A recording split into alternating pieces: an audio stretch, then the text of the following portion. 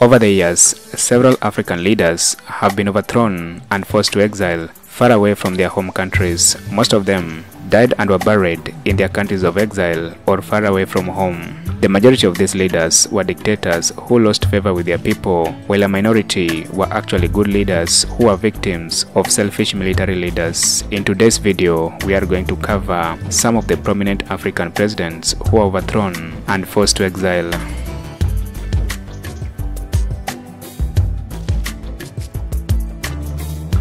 Number 10.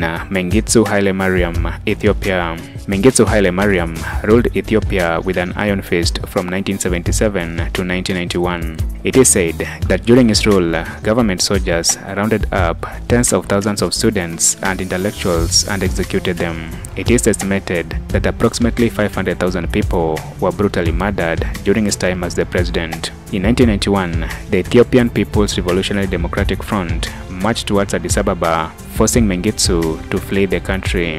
Mengitsu fled to Zimbabwe, where he sought asylum. In 2006, an Ethiopian court convicted Mengitsu in absentia on genocide and sentenced him to death, but Zimbabwe refused to give him up.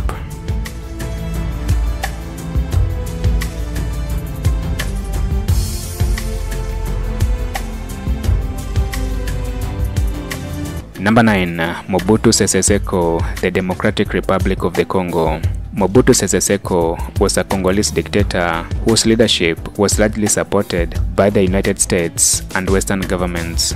Mobutu's rule, which lasted for 30 years, was marred with massive corruption until he was overthrown by Laurent Kabila in 1999. Mobutu fled to Morocco, where he took refuge until his death months later from prostate cancer at the age of 66 years old. Number 8. Mohamed Siad Barre, Somalia. Siad Barre became the president of Somalia through a coup d'etat after the assassination of President Abdirashid. After becoming the president, he turned Somalia into a one-party state and established a dictatorial regime. In 1991, a civil war broke out in Somalia that led to the toppling of Barre's regime and the disbandment of the Somali National Army. Barre initially fled to Nairobi, Kenya, but Kenya's opposition protested his arrival in the country. Barre was then forced to move to Lagos, Nigeria, where he died out of heart attack in 1995.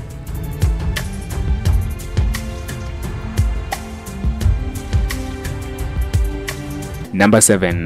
Charles Taylor, Liberia. Charles Taylor oversaw one of the most brutal dictatorial regimes on the continent that led to the killing of more than 250,000 people. In 2003, the US government, under President Bush, in collaboration with ECOWAS, forced Taylor to resign and leave the country. He resigned on 10th of August and fled to Nigeria, where the Nigerian government provided him with a place to stay. In 2012, he was convicted by an International War Crimes Court on crimes against humanity.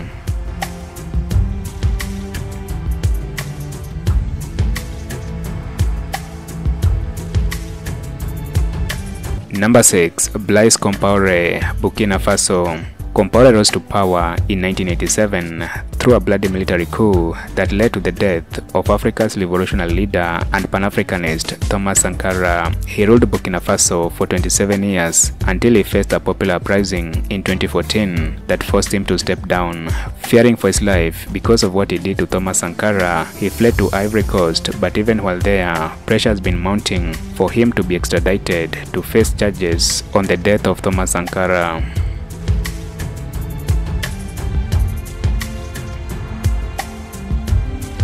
Number 5. Yahya Jammeh, the Gambia. Yahya Jammeh ruled the Gambia for 22 years after ascending to the position through a bloodless military coup. During his time as the president, his regime was accused of human rights abuses and silencing of opponents. In a surprising turn of events, he was defeated at the 2016 general election by Adama Barrow, but he refused to step down. After sustained pressure from ECOWAS and the African Union, Jammeh was forced to relinquish power and Adama Barrow was sworn in the neighboring country of Senegal.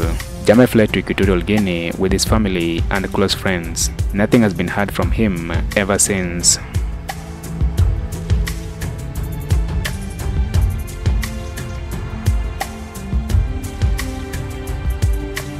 Number 4. Hissene Habre, Chad. Regarded as one of the most brutal African dictators in history, Habre ruled the Chad with an iron fist from 1982 to 1990, and his regime was marred with human rights abuses. He was later overthrown by Idriss Déby, the father of the current president of Chad, Mahamed Déby. He fled to Senegal, where he lived a luxurious 20 years in exile until paramilitary police took him into custody. He was found guilty of crimes against humanity and war crimes in what became the first conviction of a former head of state by an African court on crimes against humanity.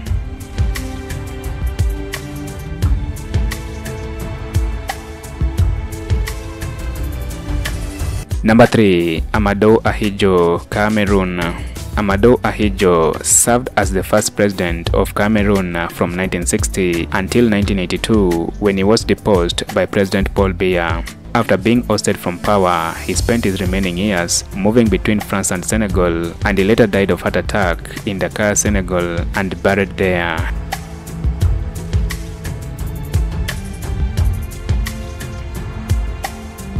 Number 2. Idi Amin Dada, Uganda. Idi Amin Dada was a Ugandan military officer who ruled Uganda with an iron fist from 1971 to 1979. After misappropriating army funds, Idi Amin Dada heard that Obote was planning to arrest him, so he launched a coup d'etat against Obote's government and declared himself the president. Amin's tenure saw the death of more than 300,000 people, targeting certain ethnic groups, journalists, and lawyers. In 1978, Amin tried to annex the Kagera part of Tanzania, prompting Mwalimu Julius Nyerere to order his troops to invade Uganda. Tanzanian army and rebel forces successfully captured Kampala, ousting Amin from power. Amin fled to Libya, then Iraq, and finally Saudi Arabia, where he lived until his death in 2003. Amin died at a hospital in Jeddah and was buried in Ruwai Cemetery in a simple grave.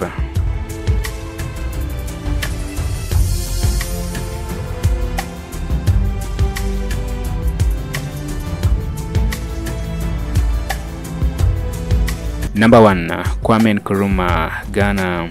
Kwame Nkrumah, who served as the first Prime Minister and President of Ghana, saw his government toppled in a violent coup d'etat while he was in China. Learning of the coup, Nkrumah stayed in Beijing for 4 days and later fled to Guinea-Conakry, where he was offered refuge by his friend, President Seko, who was also a Pan-Africanist.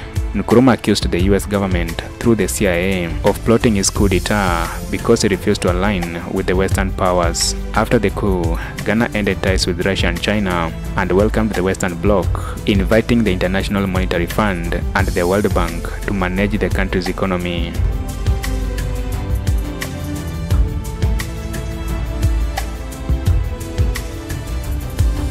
Thank you for watching this video to the end. Be sure to like, share and subscribe as I bring you more information on the African continent, people and culture.